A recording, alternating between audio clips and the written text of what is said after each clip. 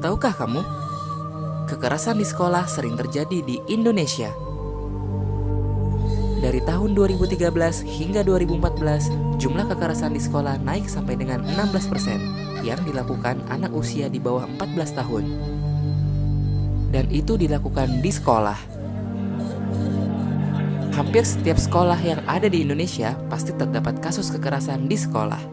Dari tingkat universitas, menurun ke SMA, lalu SMP, bahkan sampai ke SD. Bagaimana caranya? Biasanya, kekerasan dilakukan dengan banyak hal, seperti secara verbal, secara fisik, secara rasional, dan elektronik. Sebagai contoh, bila ada anak yang terlihat gendut atau berbadan besar, biasanya orang di sekitarnya akan mengata-ngatainya dengan berkataan yang tidak enak. Ada pula mereka yang merasa asik iseng dan membuat si anak culun menjadi bahan lelucon.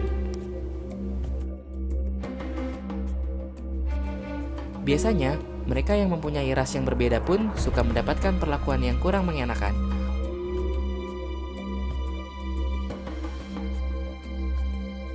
Zaman pun berubah.